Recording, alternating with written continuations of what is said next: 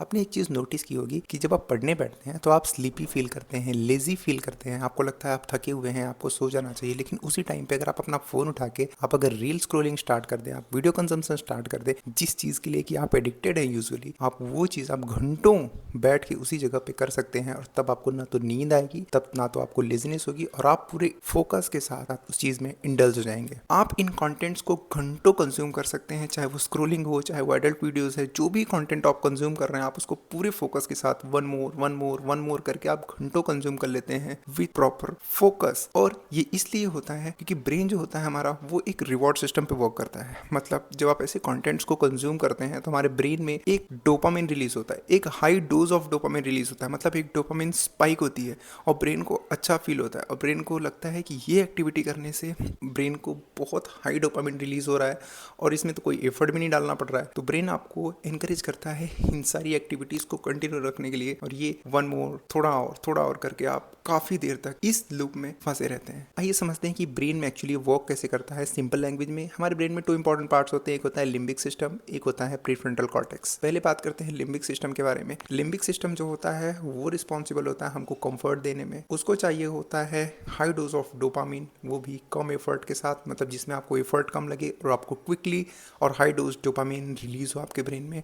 तो ये basically possible है सिर्फ 3-4 चीज़ों से, जो कि हम मेनली आजकल करते आ रहे हैं। स्क्रोलिंग, या फिर हम पॉन देखते हैं, या फिर हम वीडियोस कंज्यूम करते हैं, या फिर हम ऐसी चीज़ें कंज्यूम करते हैं जिससे हमको बहुत जल्दी अच्छा फील होता है, प्लेजर फील होता है। बहुत सारी एक्टिविटीज़ हैं, आप मुझसे बेटर जानते हैं। और दूसरा पार्ट जो होता है वो होता है प्री फ्रंटल कॉर्टेक्स। ये रिस्पॉन्सिबल होता है हमारे फोकस के लिए, हम स्टडी में लगने वाले एफर्ट के लिए, लॉन्ग टर्म गोल्स अचीवमेंट में। साथ ही साथ ये ब्रेन का पार्ट उस रिवॉर्ड को अप्रिशिएट करता है जिस रिवॉर्ड को हम थोड़ा एफर्ट डाल के पाए। हर आदमी आजकल इजी मनी के पीछे पड़ा है, तो ब्रेन भी बिल्कुल उसी तरीके की रिक्वायरमेंट रेज करता है। मतलब ब्रेन बेसिकली इस चीज के लिए एडिक्टेड हो जाता है कि भाई जब स्क्रोलिंग करके, जब इजी एफर्ट डाल के हमको इतना डोपामिन डोज मिल रहा है, हमको इतने नशे मिल रहे हैं, इतना अच्छा फील हो रहा है, तो क्यों मैं स्टडी करूं, क्यों मैं फोकस क्रिएट करूं, क्यों मैं एफर्ट डालूं, क्यों मैं घंटों घंटों बैठ के कोडिंग करूं, क्यों मैं लॉन्ग टर्म गोल्स प्लान करूं। क्योंकि उसको नहीं पड़ी है आपकी लाइफ से, उसको तो बस डोम हॉर्मोन्स चाहिए, उसको तो बस डोपामिन चाहिए। एंड फिर वो धीरे धीरे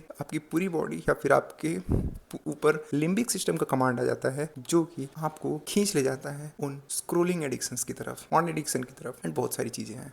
और ब्रेन ने जब एनालाइज कर लिया कि इजी एफर्ट से उसको हाई डोज ऑफ डोपामिन मिल रहा है, तो आपका लिम्बिक सिस्टम स्ट्रांग हो गया, उसने पूरी बॉडी पे कमांड ले ली, और ये सारे सिम्टम्स आपके अंदर आ जाएंगे। आप जब स्टडी करने जाएंगे, कोडिंग करने जाएंगे, या फिर आप कुछ एफर्ट वाला काम करने जाएंगे, तो वहां पर आप स्लीपी फील करेंगे, वहां पर आप लेजी फील करेंगे, आपका फोकस टाइम जो है वो 15-20 सेकेंड्स भी नहीं रह जाएगा। आप कंटिन्यूसली क्रेविंग करते रहेंगे जंक फूड की तरफ। प्रोक्रेस्टिनेशन, मतलब जो गोल की आपने डिसाइड किया था कि आप 10 डेज में आप अकम्प्लिश कर लेंगे, आप उसको प्रोक्रेस्टिनेट करते करते 10 डेज बिता दिए, और आपने शायद हो सकता है कि उसको स्टार्ट भी नहीं किया होगा। और साथ ही साथ आपका शेप बिगड़ते जाता है, बॉडी का शेप। मतलब आपने जो सोचा होगा कि आप अपना बेस्ट वर्जन बनेंगे, आप शेप में आ जाएंगे, आप 25 ईयर में आपने रिजोल्यूशन लिया होगा, या फिर 26 ईयर में आपने रिजोल्यूशन लिया होगा कि आप इस जगह पर खड़े होंगे, आप देखेंगे कि हो सकता है कि आप उस तरफ आपने अभी तक चलना स्टार्ट भी नहीं किया है, और आपको इन सब चीज़ों का रियलाइजेशन भी नहीं होगा।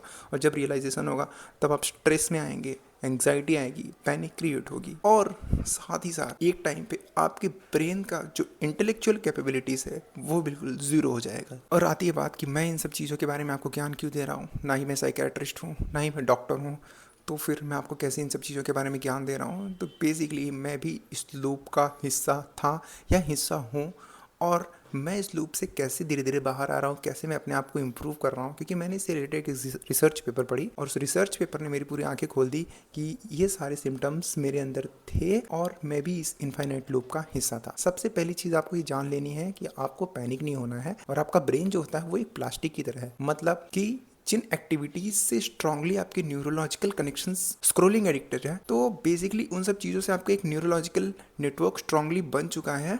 मतलब ऐसा आप समझ लीजिए कि वो चीज़ आपके एक दिनचर्या का पार्ट बन चुका है, और वो इतना ईजी नहीं है आपके लिए रेजिस्ट करने के लिए कि आज आपने सोचा और आपने बंद कर दिया। तो अगर आप सोचेंगे कि मैं आज से बंद कर दूंगा सब कुछ, तो हो सकता है कि आप कल या फिर अभी 1 घंटे बाद ही आप फिर से उसी तरफ चले जाएं।